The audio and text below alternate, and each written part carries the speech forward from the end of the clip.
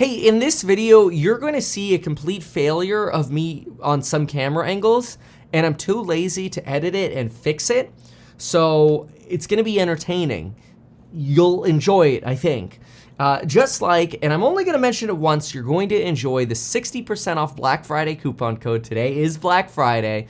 Get in, get lifetime access to the courses. If you don't find a lecture that you like or you think something's missing or you want more clarity, guess what? I'll add it. I want to make sure everybody is happy with these programs. This is the only sponsor of this channel. The only way I make money right now is the courses. I have canceled all other sponsors and affiliates. So consider joining, use that Black Friday coupon code. Let's get into the video. Elon Musk is apparently losing his mind again, at least according to the New York Times, which had a wonderful puff piece on Sam Bankman-Fried, for which I am extremely disappointed in the Times. Now, I am still a New York Times subscriber, and yeah, I still read some stuff in print. But in this episode, we don't have to bag on the Times. We actually are going to learn a lot of business lessons, and maybe not, from Elon Musk and the madness that's being reported within Twitter. Let's get right into it with my favorite part of this article. And the favorite part of the article is actually on B3 of the Times, and it says here that Elon Musk, apparently, when he came in, cut off the corporate credit cards for Twitter employees. 3 employees reported this to the Times, and one of those 3 people said, quote, "She tried to buy farewell drinks for colleagues after the mass layoffs, only to have her corporate credit card declined at the bar." This is point 1 for Elon Musk. This is absolutely brilliant. In fact, I think corporate credit cards are absolutely the worst thing that you could have at a company. The best way, in my opinion, to make sure that expenses are properly managed at a company. And this, by the way, is exactly what we're going to be doing with House Hack when we have a real estate investing company that is fixing up properties, is you have folks spend stuff on their own credit cards. Forget about the points. It ain't worth the shrinkage you're going to be dealing with and the lost product you're going to be dealing with. Have people, if they need to buy stuff themselves, buy it themselves, and then request for reimbursement. If an employee doesn't have enough money, then you give them a small cash account.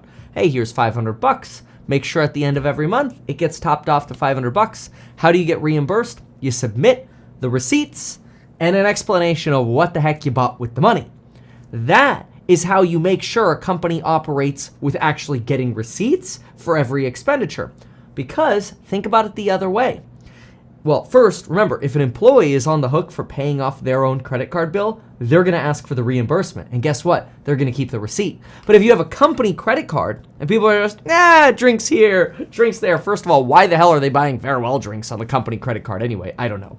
I mean, it's one thing if like the boss, like Elon's like drinks on everyone, right? That's one thing. But there's just random employees swiping the corporate credit card. Sounds like total utter mismanagement, first of all. But second of all, if an employee swipes a company credit card, guess what? Oh, I lost the receipt. Who pays the bill? Well, obviously the company, because otherwise, the credit card's not getting paid off. So the company takes the L when the employee loses the receipt. If the employee loses the receipt and it's on their own credit card, the company might still decide to take the L, but that employee is going to be looking embarrassed as opposed to the willy-nilly credit card swipe. So this is actually one of those where I like to say, that's actually a good lesson. What else do we have here? Apparently, Elon Musk took over and refused, and you have to remember a lot of this is alleged in the New York Times. We don't know if this is actually true, but I wouldn't put it past Elon. Elon Musk, apparently, allegedly, refused to reimburse travel vendors for current bills that were incurred by current and former employees. Musk's staff said the services were authorized by the company's former management and not by Elon Musk. Therefore, they wouldn't be paying, and they started ignoring phone calls from those companies. This one's a little tough. I mean, if you have payables that the company incurred, I don't think it's a good idea to burn the other relationships that you have. Now you can't do business with those travel companies anymore. Elon's probably like, that's okay, don't want to do business with them anyway. And I mean, they got a lot of crazy willy-nilly expenses there. Who knows, maybe those are like first class or private flights and the airfare is really insane. But that one, I don't know. I can't give Elon a point for that one. I'm going to say that's probably an L point for Elon. So that puts us at 1 point win, 1 W, and 1 loss there for Elon. I think that's a bad way to go about it. This one I actually don't mind as much, though, and it is the potential for renegotiating some of the Twitter leases.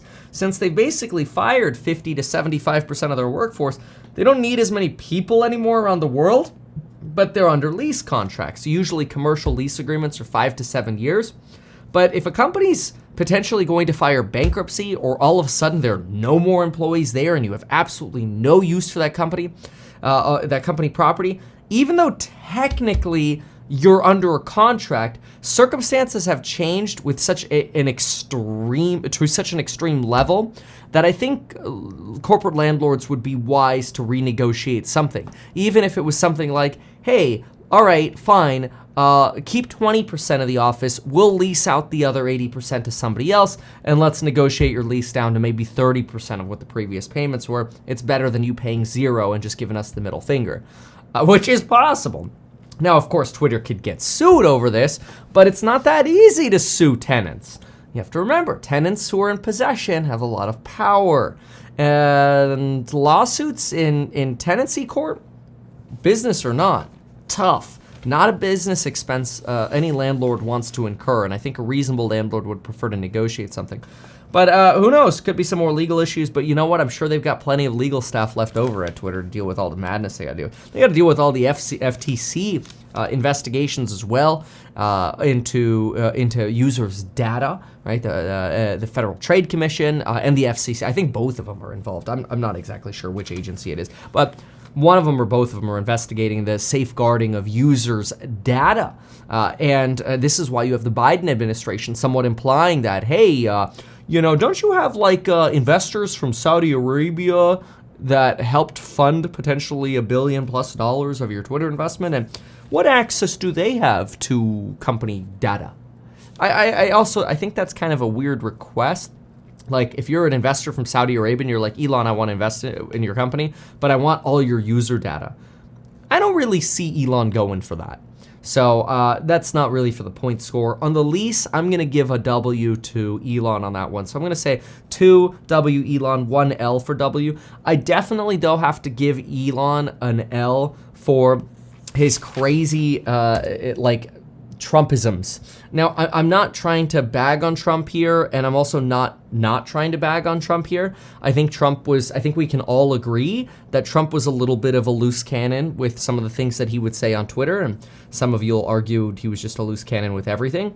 But I don't think that if you're a CEO, you should strive to be a loose cannon, especially when, all of your madness is kind of hurting your Twitter and Tesla shareholders. Most importantly, your Tesla shareholders, and I'm really feeling that one, okay? But I got to give Elon an L for this. When the Associated Press comes out and says, hey, we interviewed some people, some online safety experts, and they think you giving amnesty to suspended accounts who've previously maybe violently threatened people or whatever, right? We think that could lead to a rise in harassment, hate speech, or misinformation. Now, obviously, Elon's going to argue, hey, as long as somebody didn't do anything illegal, they should come back. And that's okay. I can agree with that. I guess threatening to kill somebody that's probably illegal. But anyway, the point is, the Associated Press posted this and didn't realize that it was so far out of the camera there for a moment. Anyway, the Associated Press, here, you know what we'll do? There, solved. The Associated Press posted this here, and Elon Musk replies, Associated Press is such an expert in misinformation. Twitter couldn't hope to compete. Little rough, and I know some of you might be saying it's true, though.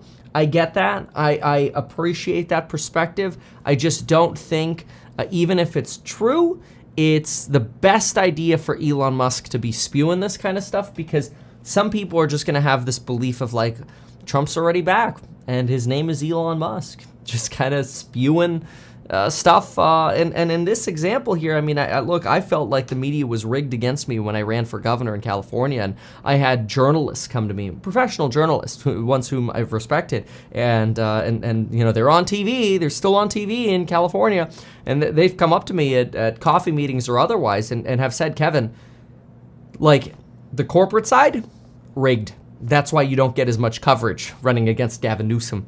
I'm like, and I'm looking at the wrong camera again. Makes sense. I'm messing up with camera angles today. Yeah, whatever. Anyway, next one is after Twitter's contract expired with one software vendor, under Elon Musk's ownership, that company voided a discount it had given to Twitter. I really doubt Elon cares about that voided discount. So we talked about the credit card thing. So we're 2 for 2. 2 wins, 2 losses. And, here was an interesting one. Elon Musk argued that the company food cost approximately $400 per lunch served. That's probably because there was a lot of waste and all the food wasn't actually being used, and the payroll costs and food costs are really, really high to keep a stocked kitchen. Imagine like those cruise ships. Like how much of the stuff doesn't get eaten, and then they obviously try to reuse that stuff, and then the beans didn't get used. Let's turn them into refried beans. I don't know if that's actually what happens, but I just imagine. Musk also issued an order to slow or in some cases halt transfers of funds to Twitter's vendors and contract services. This is also relating to the travel one. I'm going to give him a W, by the way, for the cafeteria thing. I think cutting back on that's actually a really good idea. Just cut back on some of the perks, get the people out who are only there for the perks, keep the hard workers, rehire good people, and then once you're profitable, slowly start reintroducing perks. I actually think that's smart. So that's 3 Elon, 2 W's, and 1 L. And apparently, Twitter's partnerships team was also instructed to renegotiate its multi-year content deals with major sports entities, like one it struck with the NFL, in which the social media company pays the league to produce exclusive audio and video content for its platform. Quite interesting. Okay. Then, I think renegotiating is kind of lumped into some of the other things. I mean, we could say that's another W for Elon, so, give him 4 if we'd like. I'll definitely give him 4 because they're also trying to renegotiate deals with Amazon and Oracle, who probably, provide some kind of software server setup. This is, honestly, there's more W here than there is L. I think some of these moves are brilliant business lessons.